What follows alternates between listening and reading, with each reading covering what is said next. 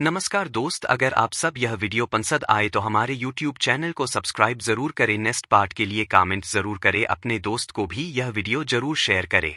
महाभारत में द्रौपदी का विवाह पांचों पांडवों से होना एक अनूठी और प्रतीकात्मक घटना है। धार्मिक ग्रंथों में इस विषय पर कई व्याख्याएं दी गई हैं, लेकिन इनमें से अधिकांश प्रतीकात्मक हैं। द्रौपदी के विवाह की कथा में धर्म, कर्तव्य और संयम की बात कही गई है। महाभारत के अनुसार द्रौपदी के पांचों पांडवों के साथ विवाह के बाद एक व्यवस्था बनाई गई थी।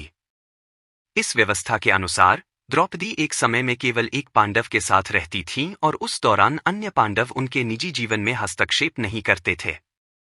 यह व्यवस्था एक निश्चित समय के लिए रहती थी और वह क्रमशः सभी पांडवों के साथ समय बिताती थी। महाभारत में द्रौपदी का 5 पांडवों के साथ विवाह केवल शारीरिक संबंधों का विषय नहीं था, इसका उद्देश्य सामाजिक, धार्मिक और राजनीतिक दृष्टिकोण से अधिक था। महाभारत में द्रौपदी और पांडवों के संबंध को लेकर कई प्रतीकात्मक और सामाजिक संदेश दिए गए हैं। इसमें इस बात का अधिक महत्व नहीं दिया गया है कि द्रौपदी किस प्रकार संबंध बनाती थी, बल्कि इसे एक नैतिक और कर्तव्य पर आधारित व्यवस्था के रूप में चित्रित किया गया है।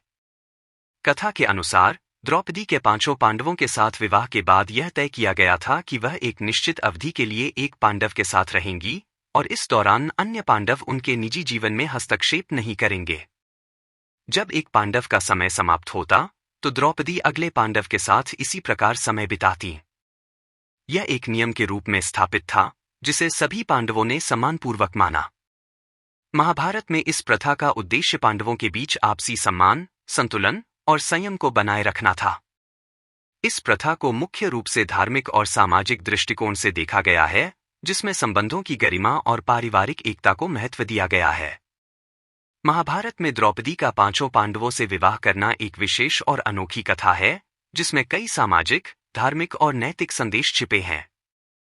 जब अर्जुन ने द्रौपदी का स्वयंवर जीता और उन्हें अपने घर ले आए, तो कुंती ने यह जाने बिना कि अर्जुन किसे लेकर आए हैं, कह दिया कि जो लाए हो उसे सब भाई मिलकर बांट लो। कुंती के इस कथन को पांडवों ने आज्ञा मानकर द्रौपदी के साथ विवाह करने का निर्णय लिया।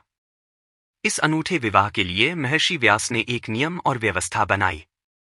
यह व्यवस्था इस प्रकार थी कि द्रौपदी एक निश्चित समय के लिए केवल एक पांडव के साथ रहेंगी और उस दौरान अन्य पांडव उनके निजी जीवन में हस्तक्षेप नहीं करेंगे।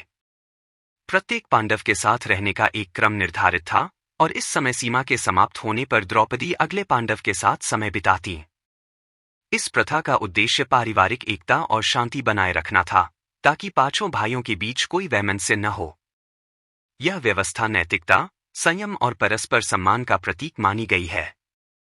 महाभारत में इस विवाह और संबंध को एक सामाजिक और धार्मिक दृष्टिकोण से देखा गया है, जहां इसे एक आदर्श के रूप में प्रस्तुत किया गया है।